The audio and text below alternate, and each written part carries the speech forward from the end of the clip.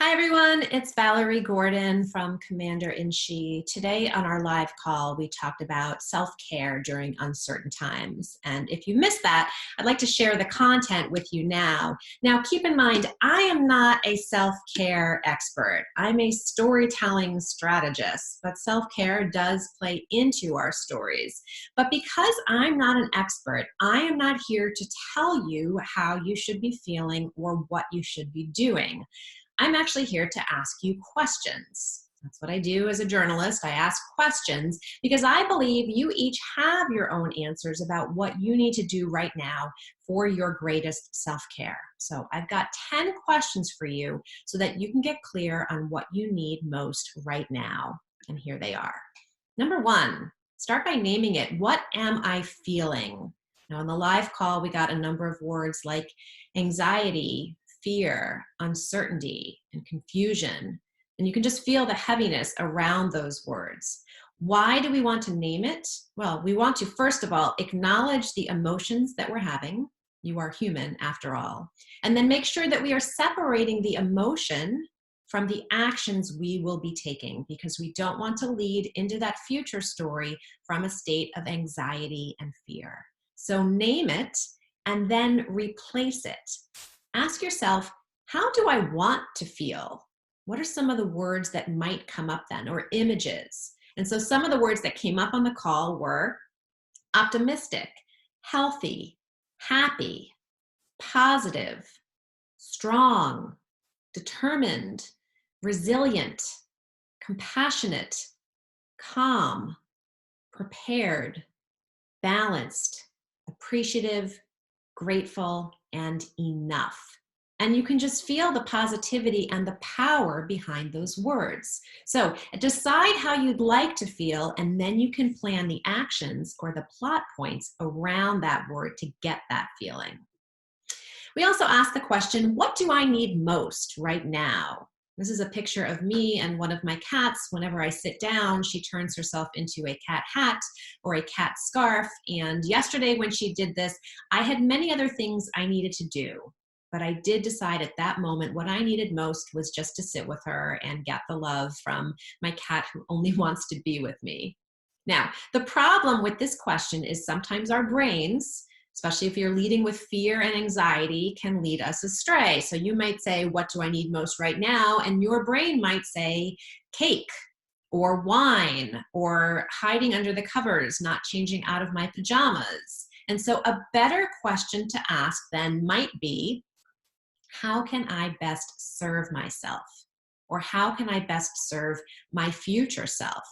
Because while there's nothing wrong with one slice of cake, if you're going to finish the entire thing or eat cake every day, how are you best serving yourself?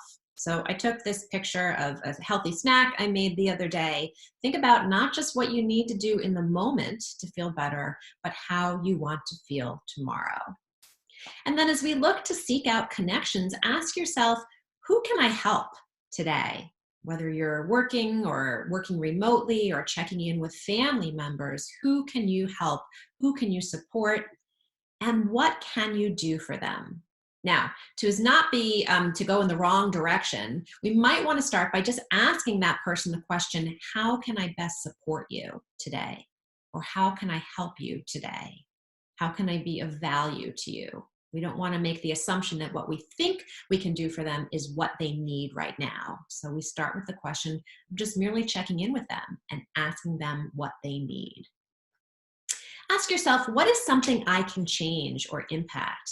When there's so much going on, we might feel the sense of helplessness because as if what we do doesn't matter. Well, we can't fix everything right now, not individually, but there are things we can do that we can change and we can positively impact. Identify what those things are and do them. And then what can you let go of? What can you let go of right now that is holding you back or making it worse? So I know for a lot of people right now, they're feeling guilty. They're feeling guilty about being upset about things that are maybe minor, being disappointed with events that have been canceled, or being worried about the future when so many people have it so much worse. Well, how is that guilt serving you? Get rid of the guilt Get rid of the perfectionism, get rid of whatever it is right now that you can that will lead to a more positive next chapter. Oftentimes, our stories aren't just about what we add to them, they're impacted by what we take away. What can you take away right now that will make you feel better? Finally, what are 3 things I can do to help me feel whatever that word is you used? Content, calm, healthy. So, for example, if you want to feel healthy, 3 simple things you can do: you can get outside and go for a walk.